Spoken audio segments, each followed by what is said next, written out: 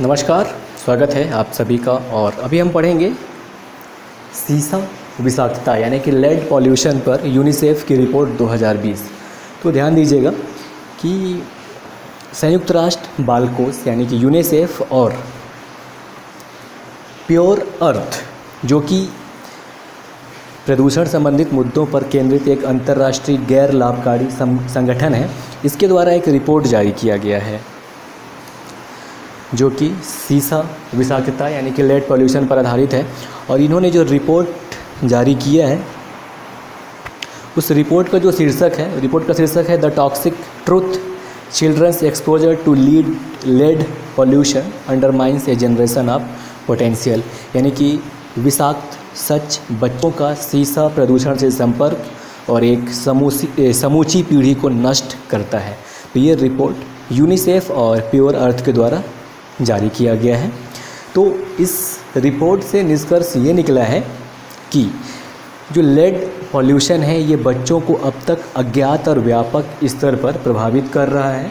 और अगर हम वैश्विक स्तर पर बात करें तो वैश्विक स्तर पर 800 मिलियन बच्चों में लगभग प्रत्येक 3 में से जो एक बच्चा है उनके रक्त में सीसे का स्तर 5 माइक्रोग्राम प्रति डेसीलीटर या इससे अधिक है। और इस स्तर पर शीघ्र कार्यवाही करना आवश्यक हो जाता है, यानी कि लेड के लिए लोगों में जागरूकता लाना ज़रूरी हो जाता है। इसके अलावा जो तीसरा निष्कर्ष है वो ये निकला है कि इनमें से जो आधे बच्चे हैं दक्षिण एशिया क्षेत्र के निवासी हैं, जहाँ पे जनसंख्या का एक बहुत बड़ा हिस्सा निवास करता है, जिसमें भारत, चीन और इंडोनेशिया ये सब देश जो दक्षिण एशियन देश है वो शामिल हैं। तो अब हम बात करें कि जो सीसा या लेड है ये बच्चों को कैसे प्रभावित करता है। तो ध्यान दीजिएगा, बहुत काफ़ी हद तक प्रभावित करता है लेड। और ये एक शक्तिशाली न्यूरोटॉक्सिन होता है। न्यूरो यानी कि मस्तिष्क बोल सकते हैं, टॉक्सिन यानी बीमारी, कुछ ऐसा चीज़। तो न्यूरोटॉक्सिन होता है जो कि बच्चों के दिमाग को बहुत ही ज़्यादा अपूरणीय क्षति पहुँचाता है। लेड की बात करें या सीसा की बात करें तो ये मुख्य रूप से 5 वर्ष से कम उम्र के जो शिशु होते हैं, जो बच्चे होते हैं, उनके लिए घातक होता है, क्योंकि ये उनके मस्तिष्क को पूरी तरह से विकसित होने से पहले ही क्षति पहुंचाता है, जिनमें और इसकी वजह से उनको आजीवन तंत्रिका तंत्र संबंधी साथ ही साथ जो संज्ञानात्मक और शारीरिक विकलांगता होने का संकट रहता है। तो ये छोटे बच्चों को ही ज़्यादातर अटैक करता है सीसा। और बचपन में सीसा विषाक्तता से संक्रमित होने का जो संबंध है ये मानसिक स्वास्थ्य और व्यवहार संबंधी समस्याओं में भी नज़र आता है, यानी कि ऐसे लोगों का मानसिक स्वास्थ्य ठीक नहीं रहता और उनको लोगों से व्यवहार करने में भी दिक्कत होता है। साथ ही साथ ऐसे लोग अपराध और हिंसा में भी ग्रस्त रहते हैं जिनको बचपन में सीसा संक्रमण हुआ हो। इसके अलावा बड़े होने पर ऐसे बच्चे गंभीर परिणाम भुगतने पड़ते हैं इनको। इससे क्या होता है कि इनमें इनका जो गुर्दा है यानी किडनी ये फेल होने का संभावना रहता है।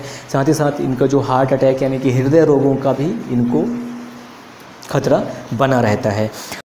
अब हम बात करें कि सीसा विषाक्तता के कारक, मतलब कहाँ से सीसा हमें प्राप्त होता है। तो देखिए, पानी में भी सीसा मिला हो सकता है और उसका स्रोत मेन जो सीसा का स्रोत है वो लेड आधारित यानी कि लेड एसिड आधारित जो बैटरी है उस सीसा से ही हमें इससे पूरा नुकसान होता है। उसके लिए ये होता है कि जो लेड एसिड बैटरी होते हैं तो उनका जो पुनर्चक्रण किया जाता है तो वो अच्छे तरीके से नहीं किया जाता, ये वजह है।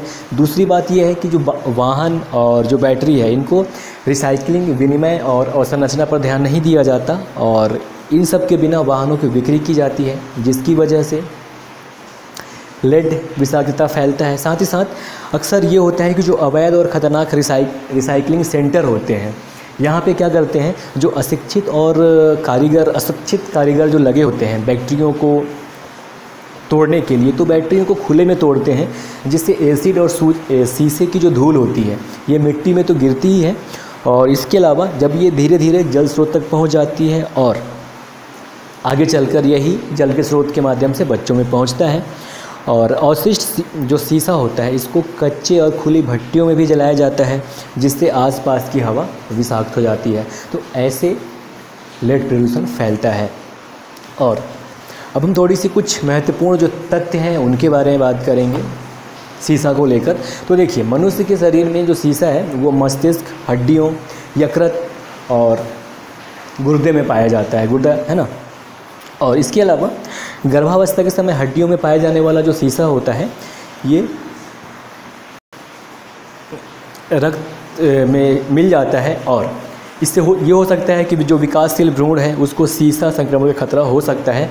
साथ ही साथ WHO के द्वारा सार्वजनिक स्वास्थ्य के लिए जो हानिकारक प्रमुख 10 रसायन हैं उनमें सीसे को भी शामिल किया गया है और WHO ने सीसा युक्त पेंट निर्माण की समाप्ति के लिए UNEP यानी कि संयुक्त राष्ट्र पर्यावरण कार्यक्रम के साथ वैश्विक गठबंधन किया है ताकि ऐसे पेंट का निर्माण को रोका जाए जिनमें लेड या सीसा मिक्स होता है। और अब हम थोड़ी सी बात करेंगे कि WHO ने सार्वजनिक स्वास्थ्य के लिए हानिकारक जिन 10 रसायनों की सूची जारी की है उनमें कौन कौन से रसायन है। तो देखिए पहला तो एयर पॉल्यूशन है। अब एयर पॉल्यूशन में जो जिस वजह से एयर पॉल्यूशन हो रहा है तो एयर पॉल्यूशन में शामिल किया गया है। फिर दूसरा आर्सेनिक को शामिल किया गया है, फिर एस्बेस्टास को शामिल किया गया है, बेंजीन को, कैडमियम को, मरकरी को, लेड को और हाईली हैज़ार्डस पेस्टिसाइड्स यानी ऐसे पेस्टिसाइड जो कि ज़्यादा नुकसानदेह होते हैं उनको शामिल किया गया है। साथ ही इनएडिक्वेट और एक्सेस फ्लोराइड की मात्रा जिनमें ज़्यादा हो उसको शामिल किया गया है और डाइऑक्सिन और फिर ऐसे पदार्थ जो कि डाइऑक्सिन टाइप से हो उनको शामिल किया गया है। WHO के द्वारा 10 केमिकल्स में जो कि सार्वजनिक स्वास्थ्य पर गंभीर प्रभाव डालते हैं। तो ये था थोड़ी सी जानकारी सीसा के बारे में, सीसा प्रदूषण के बारे में। और जैसा कि बताया आपको सीसा विषाक्तता जिसे हिंदी में कहेंगे हम, तो सीसा विषाक्तता को फिलहाल यूनिसेफ और प्योर अर्थ के द्वारा जो इस पर रिपोर्ट है वो जारी किया गया है 2020। तो बस यहीं तक। नमस्कार, जय हिंद, जय भारत।